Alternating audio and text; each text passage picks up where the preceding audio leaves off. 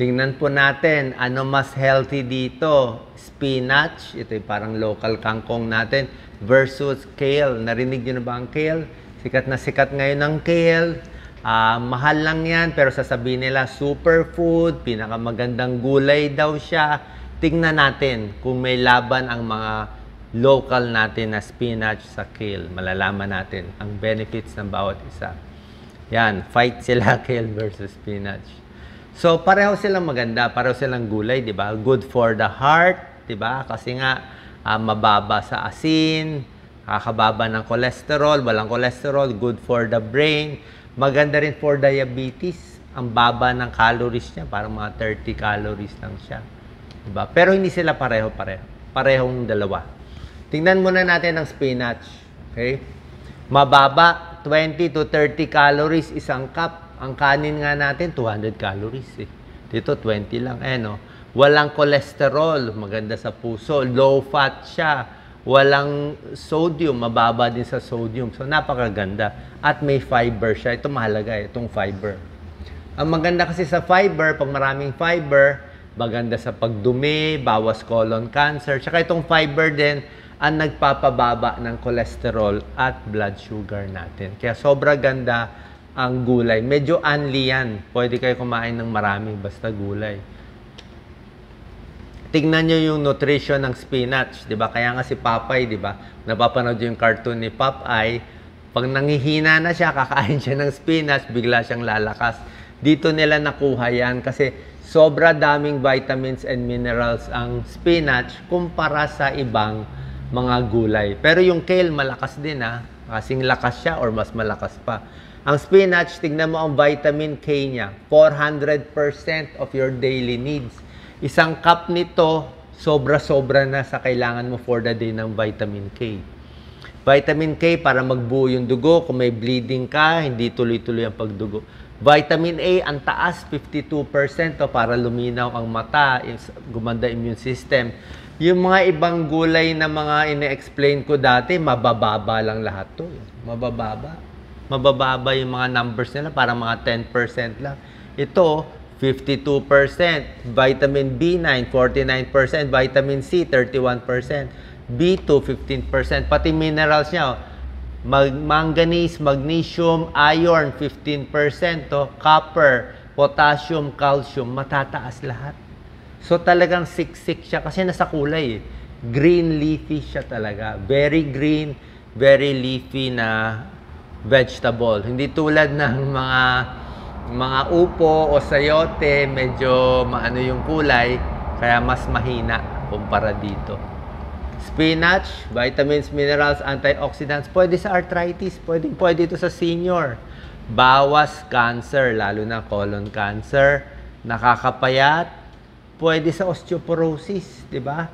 May calcium, di ba? May vitamin K para sa buto. Sa sakit sa puso, napakaganda. Maraming benefits, yan. Ang kale, halos pareho din yung benefits, pero may kakaiba mamaya, explain ko. Maganda rin siya sa puso, maganda rin siya sa mata, maganda rin siya sa buto, may iron din siya sa anemia, nakaka-detox din siya, pampalakas na immunity, vitamin C, pampapayat din siya, maganda rin siya for diabetes. Ayan, o. Tingnan nyo benefits ng kale. Kung di pa kayo nakarinig ng kale, talagang sikat na sikat to ngayon eh. Ang maganda sa kale, mas marami ang omega-6 and omega-3 fatty acids niya.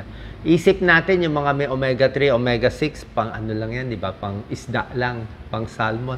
Pero itong mga gulay, meron din. Mas marami siya kaysa sa spinach. Kaya maganda siya sa puso. Di ba? Sa mata, maganda rin siya for vision, vitamin A. Folate, marami din siya. Cancer prevention, marami din siya. So, ano mas panalo? Tingnan natin. Okay, unahin natin fiber. Fiber for digestion, pampababa ng cholesterol, maganda sa diabetes. Sino panalo? Halos pareho. Ang fiber ng spinach kasi 0.7 eh. Tapos ang fiber ng kale 0.9. So, panalo lang ang kale konti. 0.2. Vitamin K, mas panalo pa ang spinach natin. Kahit murang spinach yan, no? 145 micrograms spinach. Ang kale, 82 micrograms lang. Vitamin K para sa dugo, para sa buto, with calcium and vitamin D. So, may 1 point ng spinach dito. Pero sa vitamin C, mas marami ang kale. Doble. 20 milligrams ang vitamin C. Alam niyo naman, vitamin C, di ba? Gustong-gusto natin na vitamin C. Antioxidant, para sa immune system, para hindi magkasakit, para sa sipon, para sa wound healing. Pwede siya lahat. Maganda siya. Panalo ang kale dito. So, 1 point each. Vitamin A, para sa mata, immune system. Actually, mas mataas ang spinach pa. 2,800. Pero mataas na rin to sa kale, 1,000 IU. Dito tayo magkakatalo sa calcium. Sa calcium, panalong-panalo ang kale. Kasi mataas siya sa calcium, 53 milligrams. Ang spinach, 30 milligrams. Tsaka may problema tayo konti sa spinach. Ito yung mga experts, sasabihin nila kasi may mga gulay tulad ng spinach, may oxalate. Ay yung mga may kidney problem, ayaw ng oxalate. Yung may kidney stone, kasi minsan ang kidney stone, gawa sa calcium oxalate. So, kung meron kang history ng bato sa bato, medyo ingat sa spinach kasi may oxalate. Tsaka yung pag-absorb ng calcium, medyo mas mahina. So, ito yung pinaka-weakness ng spinach. Pero, hindi ibig sabihin hindi kayo kakain. Very healthy pa rin siya. Ang point ko, yung kale ay walang problema sa calcium. Sa folate naman, mas panalo ang spinach. Folate, folic acid, binibigay sa buntis. Para okay ang baby, walang neural tube defect. Ayan, 58 micrograms ang spinach, pero ang kale, 13 micrograms. So, panalo-panalo spinach dito. Hilaw or luto ang mas maganda. Pag kumain kayo ng hilaw, may mga gulay na nakakain ng hilaw. Ugasan mo lang, ito pwede malagay sa salad. Pag hilaw kasi, kompleto yung vitamins and minerals nyo. Walang problema, makakain nyo lahat. Pag niluto mo, syempre, ininit mo, may mawawala. Lalo na yung water-soluble vitamins. Ibig sabihin, may ilang vitamins mababawasan. Anong klaseng luto ang hindi maganda sa gulay? Actually, sa lahat ng gulay ito. Ayaw mo masyadong gisa na matagal. Ayaw mo ma-overcook. Diba? Pag matagal, malalata na siya.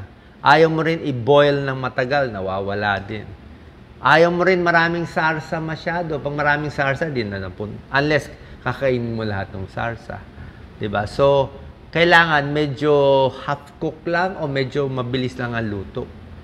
Ang magandang luto, kung gusto mo steam, pwede. In-steam mo lang, na-preserve mo pa siya. Or baking, yung mga bake at steam. Pero pag lulutuin, pero ang advantage naman, pag niluto mo yung spinach, mas marami makakain mo di ba? Mas maliit ang volume. Mas marami nakain mo, pag hilaw, hindi ka naman makakain ng marami. Sa lasa, ano ang difference? Siyempre sa lasa, mas masarap, depende sa inyo Nakatikim na ba kayo ng kale? Yung anak ko, pinapainom ako ng kale. Mapait ang kale. Tsaka rough ang kale, parang magbabara konti dito. So, sanayan. Kung sanay ka sa pait ng kale at medyo rough, okay siya. Pero yung spinach, mas madulas, di ba? Madulas, smooth, buttery, mas maganda ang pagpasok. Baka mas gusto ng bata ang spinach. Depende sa lasa. Ito na, compare na natin, Doc Lisa. Pinaglaban ng kale ang spinach, sino panalo? Tulad ng sabi ko, omega-3, omega-6, panalo ang kale. Lutein, zeaxanthin, antioxidant, panalo ang kale konti. Sa vitamin C, calcium, ayan, panalo pa rin ang kale. Actually, vitamin A, panalo yung spinach.